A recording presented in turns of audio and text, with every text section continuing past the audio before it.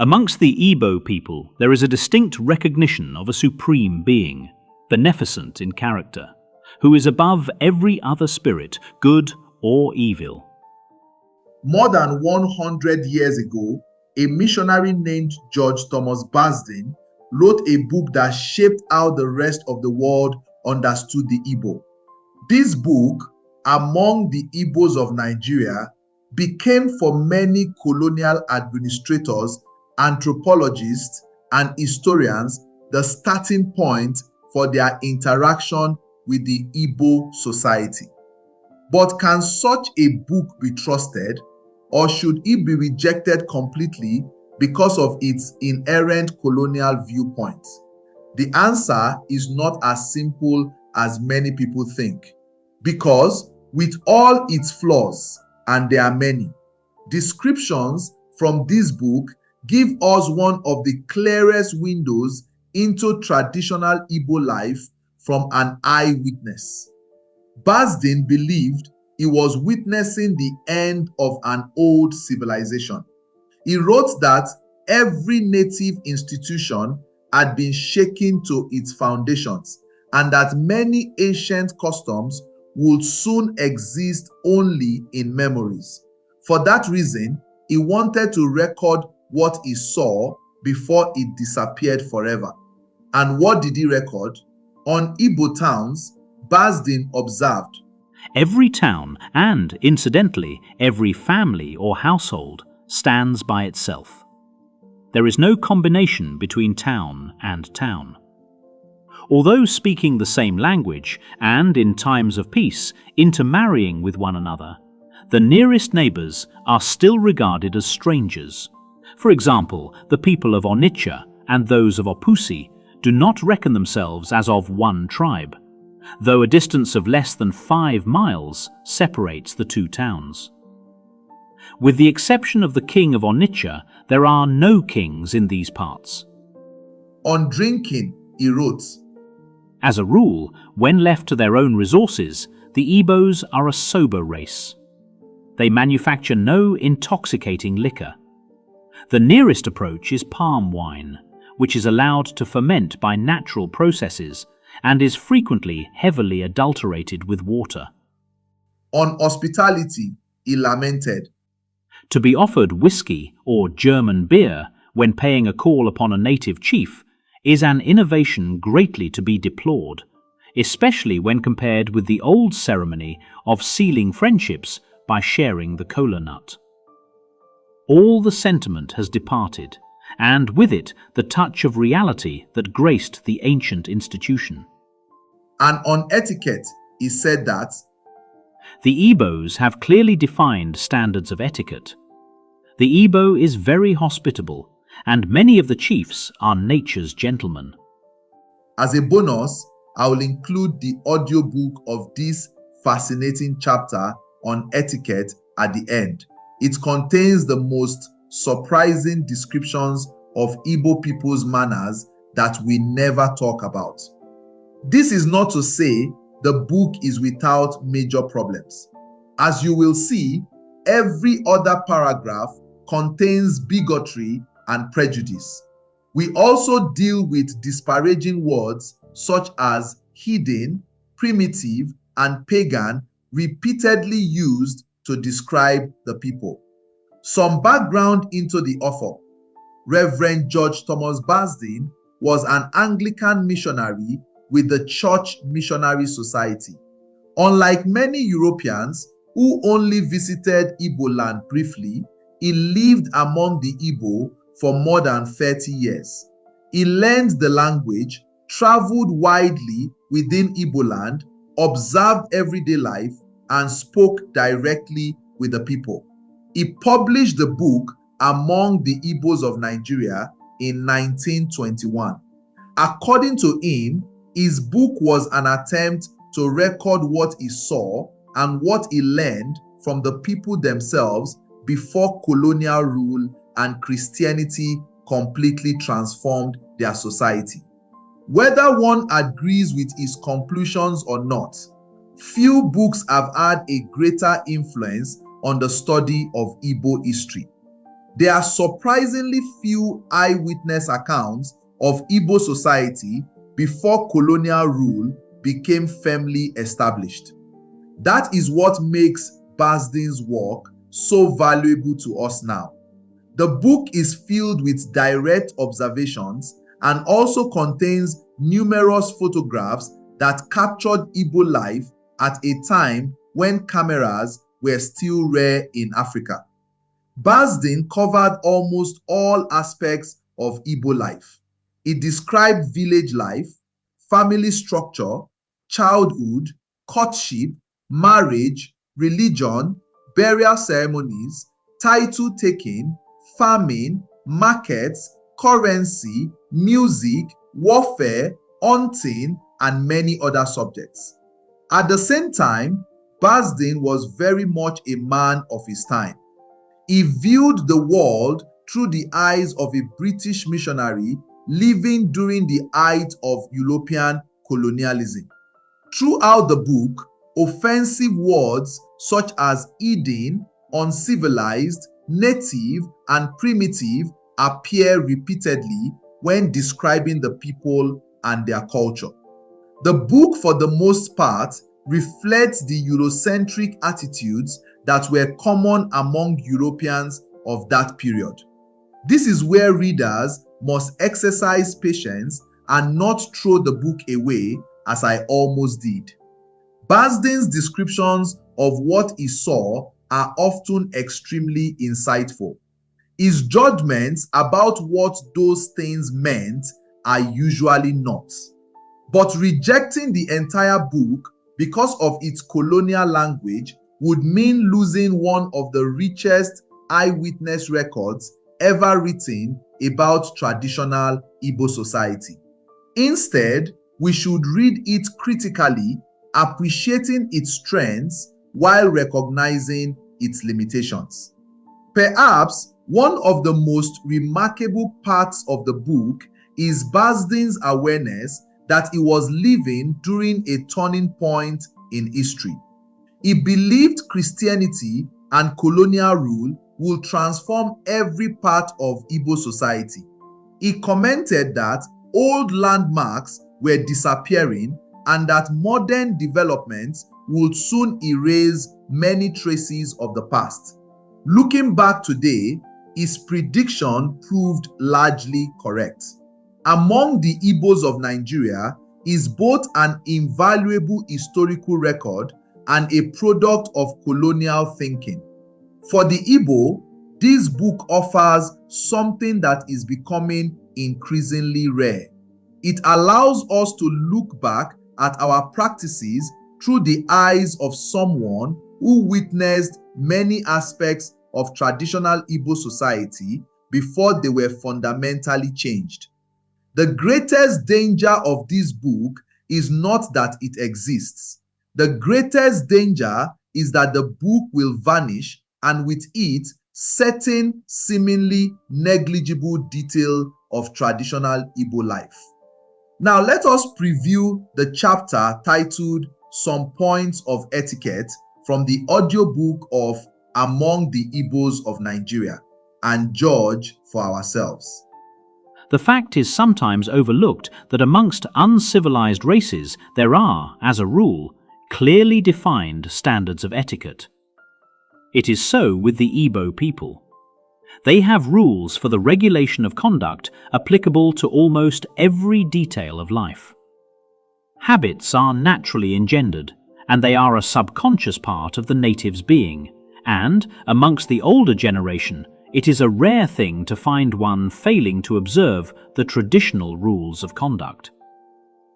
The code of etiquette had a definite place in the social life of the people, but the disintegrating forces of a transition period are plainly visible, and the old system of conduct and etiquette is rapidly losing its significance and its hold upon them. A generation is springing up with a disposition to cast off the manners and traditions of its ancestors. This is a source of no little concern to the old people, and for many obvious reasons it is much to be regretted. There are many things which it is an advantage to bear in mind when holding intercourse with the people. The one which perhaps impresses the average foreigner more than any other is the ancient custom of sharing the kola nut. When about to call upon a chief, it is not necessary to notify him of one's intention. The visitor walks into the compound and is either led to the reception room, or, if none of the household be visible, he shouts, or by other means makes his presence known. An attendant soon appears, and the visitor is accommodated with a stool, or, it may be, a skin is spread on the clay seat for him. I have had to be content with the outer husk of a coconut split in half with the flat side to the ground. This is not an ideal seat. It is not too comfortable, and it needs considerable care to preserve one's dignity. A chief seldom exhibits signs of haste in his formal reception of the ordinary visitor. But the announcement of the arrival of a government official speeds up the chief's movements wonderfully. The delay is deliberate in order to impress on the caller the dignity of the chief, and to signify that it is a matter of condescension on his part to receive a stranger at all. And the greater the chief, the longer he keeps his visitors waiting, particularly if they are strangers. When he does appear, he is attired in state dress, and at once takes his seat upon the ukpo, or throne, seat of honor, and then settles himself to receive the salutations of the strangers. These are somewhat protracted, consisting of expressions of welcome and pleasure, and inquiries concerning the health of himself and his people. If it be a first call, it is incumbent to explain whence one has come and why. When visiting a strange town, it was our invariable practice to inquire for the leading chief, and at once claim his friendship and, if necessary, his good services on our behalf. Native etiquette demanded that the stranger should, in such circumstances, be received hospitably, and we were always treated well, although occasionally the welcome was not exactly cordial. The preliminary salutations having petered out, a slave boy advanced, bearing a wooden bowl or other receptacle containing one or more kola nuts. The dish was handed to the chief, who, in turn, passed it on to the visitor. In the case of a perfect stranger, the chief would probably put the nuts to his own mouth before presenting them, to indicate that they were offered in all good faith and were free from poison and juju influence. It is the visitor's privilege to divide the kola nut, an easy operation if the nut be held bottom end upwards and the thumbnails pressed firmly into the natural lines of division.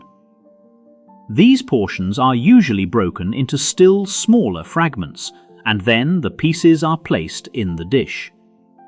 The proper etiquette is to offer the nut to the chief first, and he, in turn, hands the dish back to the visitor.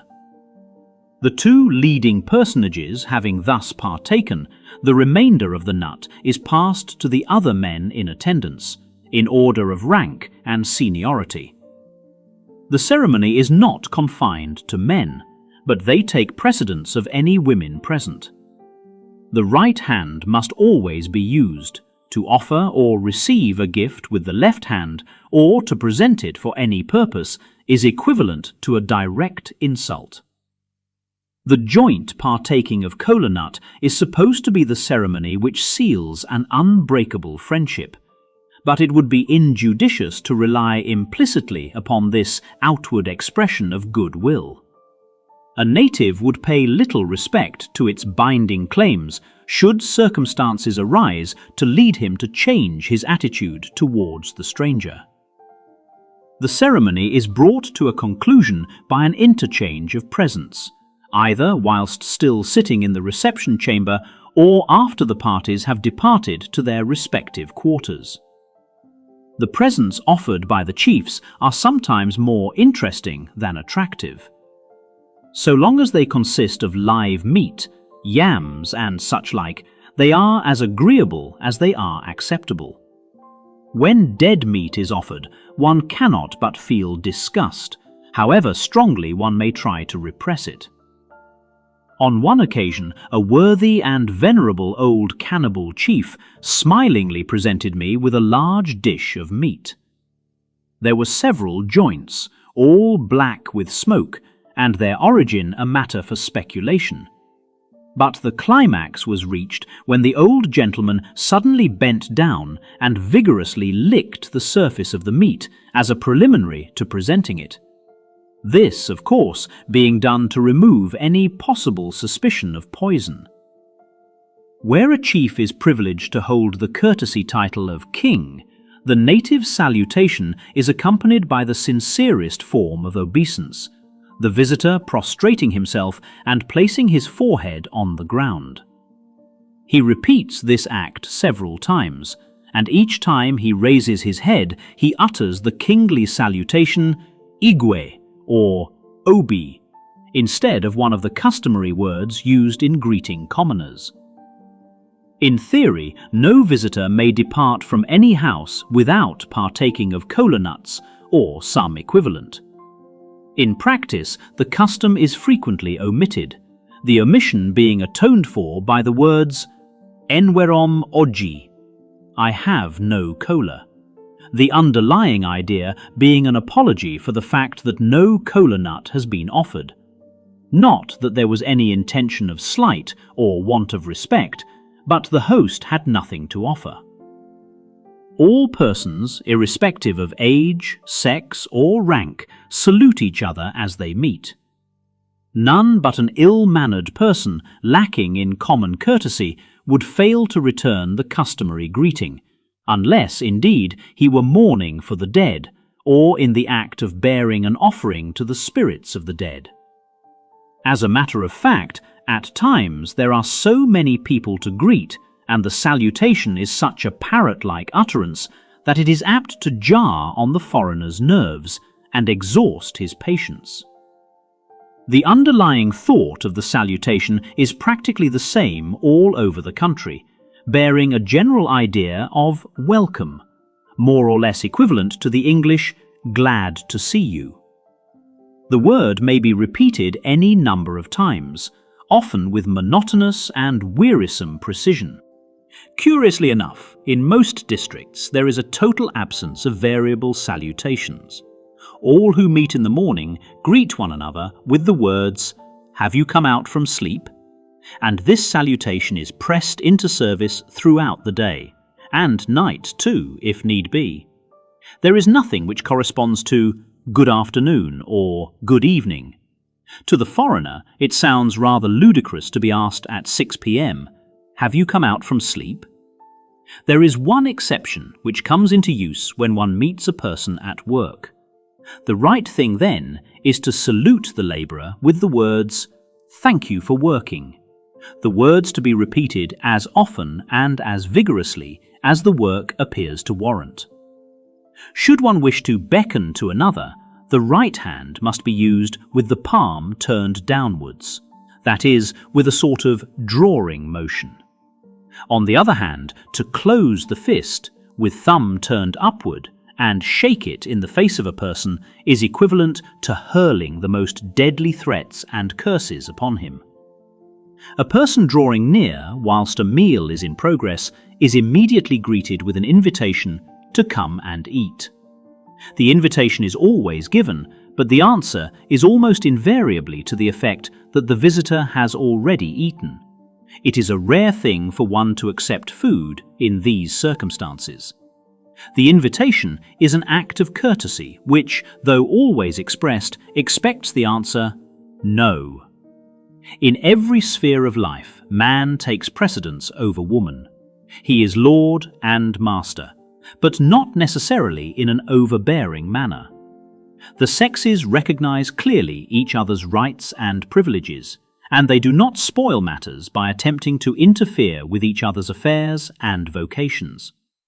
In assemblies where both sexes are present, the men sit on one side and the women on the other.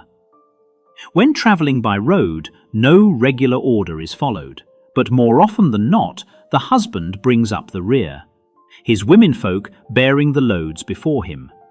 The man seldom carries a load himself. When canoeing, a woman usually steers, and women also do the greater part of the paddling. Natives invariably walk in single file, whatever the condition of the road may be, whether a good open highway or a bush track. A woman may not wear an article of male attire, nor in any way act as a man. Severe penalties follow the infringement of this rule. European ladies sometimes rouse the very strong indignation and prejudice of the natives when they least suspect it, and I have known them to be in considerable danger of molestation, all because of some garment which may be eminently suitable to the country, but which, in the biased mind of the native, savours of masculine tendencies, and is therefore subject to grave disapproval. When meeting a person, after the customary salutation, one inquires as to his health and that of his relatives, whether they are acquaintances or not. Likewise, when saying goodbye, one sends salutations to the household to which the man is proceeding. These are not referred to by name, but merely as Ndi Bay, that is, those of your house. But it is not etiquette to make inquiries regarding the number of those who constitute the household. It is even worse manners to ask how many wives a man has, or the number of his children. No one of experience would ever expect to get a direct answer to such questions, and if a definite number were to be mentioned, it would be safe to assume that it was false. One would have to be satisfied by some, or a few, or many at the best. It is a question full of ill omen. To announce the number would be a direct challenge to the malignant spirits, and they would speedily get to work and play havoc with the family. Anyone leaving the compound on an errand from which, in the ordinary course of things, he must sooner or later return, is saluted with the words Nabo, really an expression of the wish that the person may go forth and return in safety. Distance and probable lapse of time have no bearing on the situation. Even when one is leaving the country altogether, say for furlough in England, the salutation is the same. Frequently, the native refuses to use the word which indicates a final goodbye. With men, the common form of greeting is effected with the first two fingers of the right hand. The fingers are pressed firmly together and then pulled backwards, producing, if done properly, a sharp clicking sound similar to that resulting from the familiar snap of the thumb and bare finger. The women are much more demonstrative and embrace each other, but without kissing, or, as they say, tiobi, that is, to clasp each other to the heart.